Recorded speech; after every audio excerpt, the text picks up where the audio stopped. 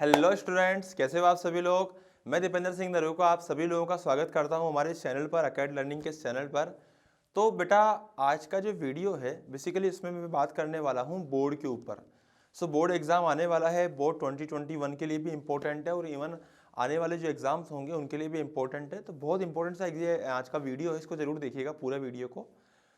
हम लोगों की जो स्ट्रेटजी होती है वो ये होती है कि हम लोग बोर्ड के अंदर अच्छी स्ट्रेटजी ये है कि हम लोग बोर्ड में अच्छा अच्छा परसेंटेज लेकर आ जाएं या अच्छा स्कोर लेकर आ जाएं। अब अच्छा तो क्या होता है सर, है ना, या तो फुल आउट ऑफ फुल आ जाए या हमारे 90 प्लस आ जाए, 95 प्लस आ जाए। तो 95 प्लस अगर आपको चाहिए बोर्ड के अंदर, या ऐसे कह दीजिए कि देखो, बोर्ड एक ऐसा एग्जाम है बेटा जिसके अंदर अगर आप चाहो तो full out of full marks लाना is not a big deal. तो ये जो लास्ट का जो टाइम जो बचा हुआ है बोर्ड का, अभी हमारे पास फेब बचा हुआ है, अभी हमारे पास जनवरी के कुछ 1-2 दिन बचे हुए हैं। तो बेटा इस पूरे टाइम को हम लोग यूज़ करके, इसको एक अच्छे तरीके से यूज़ करके इन 4 वीक्स के अंदर हम लोग काफ़ी कुछ चेंज कर सकते हैं। इस वीडियो को देखने के साथ ही साथ आप लोग इस वीडियो के अंदर की जितनी मैक्सिमम चीज़ें हैं उसको गेन करने की कोशिश करें। उसके लिए आप मेरा पूरा वीडियो ध्यान से देखिएगा बिना स्किप किए, और एक एक चीज़ को ध्यान से समझिएगा। तो हम लोग स्टार्ट करते हैं बेटा। देखो, मैं आपको एक सिंपल चीज़ समझा दूँ। बोर्ड का जो बेसिकली पैटर्न होता है, जो बोर्ड का पैटर्न होता है, फिजिक्स चाहे बात कर ले, चाहे हम लोग केमिस्ट्री, चाहे मैथमेटिक्स, या अगर बायोलॉजी की बात कर सकते हो, आप बायो के स्टूडेंट हो तो जो पैटर्न होता है वो आता है 5 मार्क्स, 3 मार्क्स, 2 मार्क्स, 1 मार्क्स। इसमें हमारा पैटर्न डिस्ट्रीब्यूटेड होता है। Are you getting my point students. Basically अगर हम लोग सिर्फ 4 वीक की बात करते हैं कि वी हैव ओनली 4 वीक्स, या ऐसे मान लीजिए कि आप इसको 4 सेगमेंट में डिवाइड कर दीजिए कि we have 4 segments of 5 days each, कि आपके पास सिर्फ 4 सेगमेंट है 5-5 दिन के। तो ऐसा मान लीजिए कि आपके पास 5 डेज का एक सेगमेंट है, 5 का एक, 5 का एक, 5 का एक। तो इस तरह से आपके पास में क्या है, ओनली आपके पास में 4 सेगमेंट्स हैं। अब इन 4 सेगमेंट्स में हम लोगों को मार्क्स इकट्ठे करने हैं। देखो, सबसे पहली इंपॉर्टेंट चीज क्या है बेटा बोर्ड के अंदर की, वो ये है कि हमें एनसीईआरटी की हर एक चीज समझ में आनी चाहिए। एनसीईआरटी ने जो एक एक लाइन बताई है ना, उसकी डिटेलिंग पे अगर हम जाते हैं तो एनसीईआरटी एक बहुत जबरदस्त बुक है, बहुत जबरदस्त। तो बेटा आपको क्या करना है कि आपको हर लाइन चूज करके, अब उससे आपको शॉर्ट नोट्स कैसे बनाने हैं, उन लाइन को चूज कर करके आप क्वेश्चंस कैसे फ्रेम करोगे, मैं उसके ऊपर भी आपको एक वीडियो दूंगा बहुत जल्दी, मतलब 1-8 दिन के अंदर ही। लेकिन मैं आपको अभी बता दूं कि आपको करना क्या है कि यहां पर आपको ये चीज समझ में आनी चाहिए बेटा कि हम लोग जब भी बात करते हैं ना, कि हम लोग जब भी एनसीईआरटी को रीड करें, तो आपको करना क्या है कि आपको एनसीईआरटी के हर लाइन से क्वेश्चन फ्रेम करते हुए चलना है। ये क्वेश्चंस बहुत छोटे छोटे क्वेश्चंस होंगे, बहुत छोटे छोटे से। इन क्वेश्चंस की वजह से क्या होगा कि हम लोग जैसे पोटेंशियल स्केलर क्वांटिटी, तो ये बहुत छोटी सी बात है, बहुत इंपॉर्टेंट सी बात है, लेकिन वो स्केलर क्वांटिटी है। तो हम लोग इस बात को क्या बहुत अच्छे से टिक मार्क करते हुए चले और इनके ऊपर क्वेश्चन फ्रेम करते हुए चले। तो अगर हम लोग एनसीईआरटी को इस तरह से रीड करते हैं तो हमारा जो पहला स्लॉट होगा 5 डेज का या 7 डेज का, आप लोग कह सकते हो, तो हमारा जो पहला स्लॉट होगा नंबर ऑफ डेज का, उसको हम लोग यूज कर सकते हैं हमारे 1 और 2 मार्क्स के क्वेश्चंस का आंसर देने के लिए। Getting my point students. तो हम लोगों को क्या करना है कि हम लोगों को 1 और 2 नंबर के क्वेश्चंस के ऊपर फोकस करना है। अब मैं आपको एक बात बताता हूं बेटा, लास्ट का टाइम आ चुका है, तो ऑब्वियस बात है तुम एनसीईआरटी पढ़ोगे, फिर उसमें से क्वेश्चन बनाओगे और ऐसे करोगे, थोड़ा सा लेंदी प्रोसेस है। इसको शॉर्टकट करते हैं। शॉर्टकट के लिए क्या करो कि आप 10 ईयर्स के पेपर्स उठाओ। हालांकि मैं आपको इसके ऊपर भी एक वीडियो दूंगा कि मैं आपको 10 साल के पेपर्स का एक क्रक्स बताऊंगा कि यार ये आप पढ़ लोगे तो आपके मार्क्स आसानी से बहुत अच्छे लेवल के आ जाएंगे। लेकिन अभी आपके पास टाइम है, थोड़ी सी रिसर्च आप भी कर सकते हो, तो प्लीज 10 साल के पेपर उठाओ, उसमें से जितने भी क्वेश्चंस हैं 1-1 मार्क्स के, 2-2 मार्क्स के, उनको आप लोग क्या करो, उनके कॉन्सेप्ट वाइज उनको फाइंड आउट करो। लेट सपोज कि एक क्वेश्चन आया पोटेंशियल के ऊपर, सो आप लिख दो पोटेंशियल। फिर अगले ईयर के अंदर ही पोटेंशियल पे क्वेश्चन आया उसी प्रकार का, तो आप पोटेंशियल का लिख दिया। फिर आपने देखा कि हाँ पोटेंशियल का एक और क्वेश्चन आया, या लेट सपोज कि एक नंबर के अंदर क्वेश्चन आ रहे हैं किस प्रकार के, कि आपको चार्ज दे रखे हैं 2, उसके बीच में फोर्स निकालना है। तो ऐसे कम से कम 5 आ गए, तो कूलम्ब्स लॉ के ऊपर क्वेश्चन आ गया साहब, 5 क्वेश्चन आ चुके हैं। तो बेसिकली जहां जहां पे ज्यादा नंबर ऑफ क्वेश्चंस आए हैं ना, उन टॉपिक्स को तो आप अच्छे से टिक मार्क कर लीजिए, और उनके अंदर जितनी भी एनसीईआरटी में लाइनें लिखी है उस एक एक लाइन को बहुत ध्यान से पढ़नी है।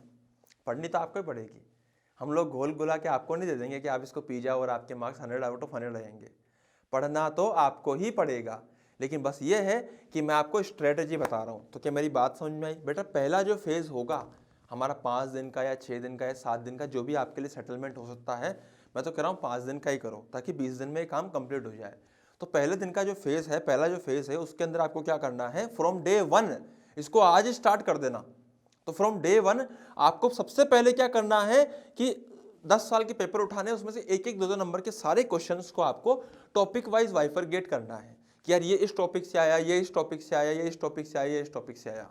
अब उसको भी मैं आपको कैसे करते हैं वो बताऊंगा बहुत जल्दी, लेकिन अगर आप थोड़ा खुद से करोगे तो आपके लिए ज़्यादा फायदेमंद होगा। तो टॉपिक वाइज बाइफरगेट कीजिए, और उसके बाद टॉपिक वाइज बाइफरगेट करने के बाद जो टॉपिक सबसे ज़्यादा आ रहे हैं, choose the most probable topics of NCERT and just read the each and every line of that topic. आपको एनसीईआरटी की वहां से एक एक लाइन उठानी है, समझनी है ध्यान से क्या लिखा हुआ है, और हर लाइन के ऊपर जो क्वेश्चन फ्रेम हो रहे हैं या क्वेश्चन जो फ्रेम हो सकते हैं उसको समझना है। जब तुम एक एक लाइन समझोगे ना, उसके बाद दोबारा उस क्वेश्चन को देखे, ओ इसने ऐसा लिखा है, इसका आंसर ये होगा, इसने ऐसा लिखा है, इसका आंसर ये होगा। Please don't use guide. आपको गाइड यूज करने की जरूरत नहीं है, आप सिर्फ इतना करो कि आप 10 साल के पेपर, और प्लीज डोंट परचेज पेपर्स। आपको इंटरनेट पे सारे मिल जाएंगे, एनसीईआरटी के पेपर्स ही, सीबीएसई के पेपर्स ही, सॉरी। सो आप वहाँ से आराम से पेपर्स अपने उठा सकते हो 10 साल के, 15 साल के, और आप उनको लेकर मोस्ट प्रोबेबल टॉपिक्स के एक एक लाइन अगर आप पढ़ लोगे तो उसे शॉर्ट नोट्स बनाते हुए चलो। Getting my point students? Short notes से बनाते हुए आप चलो, एक एक लाइन के इंपॉर्टेंट पॉइंट्स को लिखते चलो।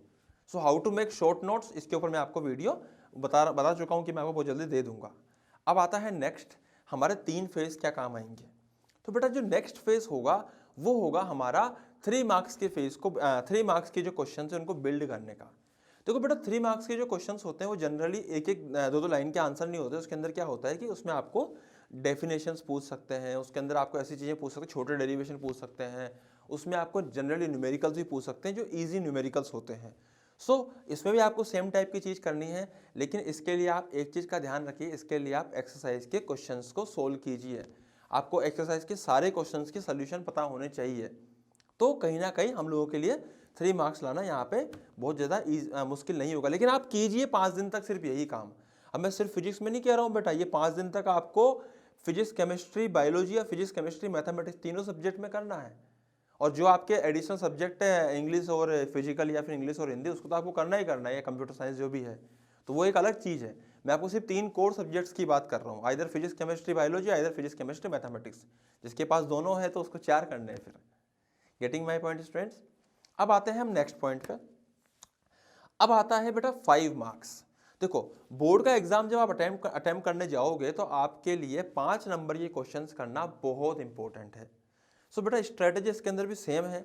सबसे पहले तो हमने जो 10 साल के क्वेश्चंस उठाए हैं उसमें से मोस्ट प्रोबेबल टॉपिक्स ढूंढिए जिसमें 5-5 नंबर के क्वेश्चंस आए हैं।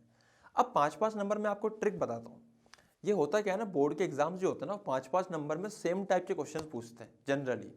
तो कुछ ऐसे डेरिवेशंस होते हैं जो बहुत इंपॉर्टेंट होते हैं, कुछ डेरिवेशंस ऐसे होते हैं हर सब्जेक्ट में। तो आप वो डेरिवेशंस उठा के सीधा सीधा आपको डेरिवेशन आ जाने चाहिए। जैसे कई प्रकार के डेरिवेशन हो सकते हैं इसके अंदर, जैसे मान लीजिए मिरर फॉर्मूला हो गया, लेंस मेकर्स फॉर्मूला हो गया। तो इस तरह की चीज़ें जो है ना कि मोस्ट प्रोबेबली आती ही आती है।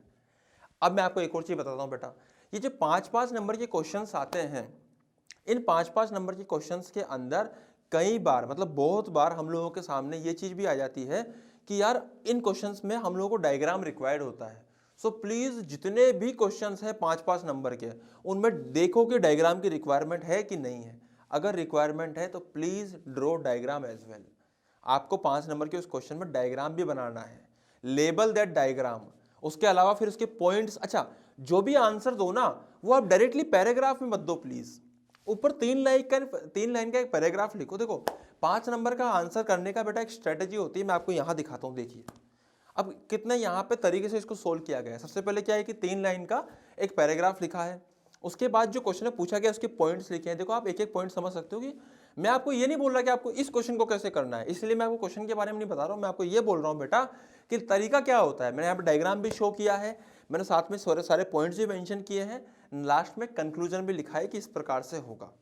तो इसके अब सारी चीज़ें तो हम लोग रट नहीं सकते, तो मोस्ट प्रोबेबल चीज़ें आप लोग देखिए और उन मोस्ट प्रोबेबल चीज़ों को आप लोग अपनी लाइफ में अप्लाई कर सकते हो, अपने मेमोरी के अंदर अप्लाई कर सकते हो। तो बेटा इस प्रकार से हमारे 3 वीक्स हो चुके होंगे। जो हमारा चौथा वीक्स होगा, 4 वीक जो होगा, 4th वीक 5 दिन का, उसमें अब देखो यार टाइम कम है, ऑब्वियस बात है बेटा, तो पढ़ना तो ज़्यादा पड़ेगा इसी। मैं तो ये कहता हूँ कि अब तुम्हारा बोर्ड का एग्जाम आने वाला है, अब तो तुम ऐसा कर दीजिए कम से कम भी 10-10 घंटे पढ़ाई कीजिए, कम से कम भी 10 घंटे। सर 10 घंटे कैसे कर लेंगे सर, टाइम ही नहीं होता इतना, तो बेटा निकालना पड़ेगा। सुबह 5 बजे उठने की आदत डाल दो, 5 से 6, 7, 8, 9, 10, 11, 12, 13, सॉरी 1 और 2, तो लगभग और 3, लगभग 2 से 3 बजे तक अगर तुम रेगुलर पढ़ते हो तो भी 10 घंटे हो जाते हैं। अब ऑब्वियस बात है रेगुलर तो पढ़ नहीं सकते इतना, तो 1-1 घंटे का बीच में गैप ले लेना, ये भी बहुत इंपॉर्टेंट है। अवेयरनेस लेवल बड़ी रहती है, अदरवाइज तो क्या होता है ना कि थकावट हो जाती है, बड़ा अजीब सा लग जाता है अगर एकदम से बैठे रहोगे तो तुमको अपने 10 घंटे यहाँ पे चूज करना है, तुम्हें कौन से 10 घंटे पढ़ना है। और 10 घंटे से ज़्यादा नहीं बोल रहा बेटा मैं, लेकिन एक बात ध्यान रखना, इस पूरे फेब के मंथ में आपको जो बोर्ड का एग्जाम आने वाला है, प्लीज़ इसके अंदर आप लोग एक्टिव रहिए, क्योंकि ये एक ऐसा टाइम होगा बोर्ड वाले बच्चों, मतलब प्यारे प्यारे बच्चों, ये एक ऐसा टाइम होगा जिसके अंदर मैं आपको एक चीज़ बता देता हूँ, आप लोग तैयारी जरूर कर रहे हो, आपका जो माइंड होगा वो बहुत एक्टिव रहेगा इस 1 महीने में, लेकिन आप फिजिकली इनएक्टिव नहीं होने चाहिए।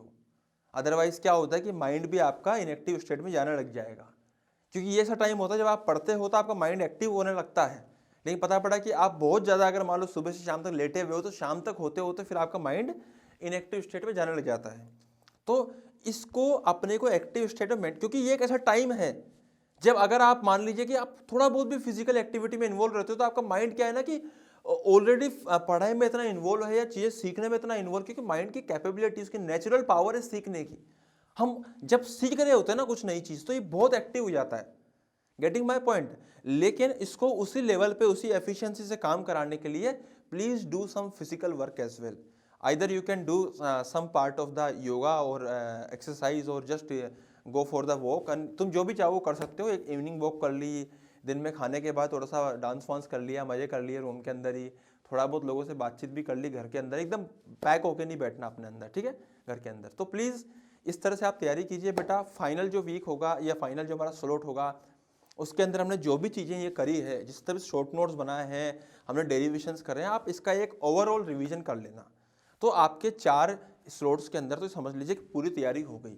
अब आपके, मैंने आपको 5-5 दिन के इसलिए बोला है बेटा कि अब आपके जो बाकी जो बचे हुए डेज है उसमें आप लोग क्या कर सकते हो, जम के अपना सब्जेक्ट वाइज चल सकते हो कि अब तुम्हारा एग्जाम आने वाला है, लेट सपोज की जो भी एग्जाम की डेट है, जैसे लेट सपोज की 26 है या 28 है या फिर 1 मार्च है, 3 मार्च है, तो आप उसके अकॉर्डिंग आप तैयारी कर सकते हो और उसके अकॉर्डिंग आप सब्जेक्ट वाइज प्रिपरेशन करके एग्जाम देने जा सकते हो। Are you getting my point students?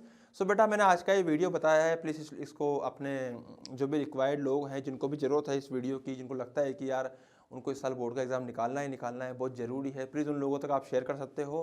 बाकी पढ़ने पे ध्यान दीजिए, इस टाइम पर आपको पढ़ाई करनी है सिर्फ। और प्लीज़ एक चीज़ के लिए मैं आपको क्लियरली बोल दूँ बेटा, आप लोग पेपर्स डाउनलोड करने के लिए फ़ोन का यूज़ कर लो या आईपैड का यूज़ कर लो या कंप्यूटर का यूज़ कर लो, but please avoid screen as much as possible. आप थोड़ा बहुत खुद को एक्टिव करने के लिए स्क्रीन देख सकते हो, लेकिन बहुत ज़्यादा स्क्रीन का आप यूज़ मत करो। हालांकि अभी हम लोग ये वीडियो भी आपके स्क्रीन के थ्रू ही पहुंचा पा रहे हैं, लेकिन फिर भी आप कोशिश कीजिए कि थोड़ा कम यूज़, मैं ऐसा नहीं कह रहा कि बिल्कुल मत करो क्योंकि आज के टाइम पॉसिबल नहीं है, बट थोड़ा कम यूज़ करोगे तो तुम लोग ज़्यादा एक्टिवली काम कर पाओगे। बस सिर्फ इतनी सी मेरी बात है। तो इस वीडियो को कंक्लूड करता हूँ मैं, और नए वीडियो के साथ में बहुत जल्दी आ रहा हूँ, जिसके अंदर मैं आपको NCERT short notes, time table, इन सब के ऊपर मैं जल्दी आपको 1-2 वीडियो ला के दे दूंगा ताकि आप फटाफट से अच्छी प्रिपरेशन कर सको। Thank you so much.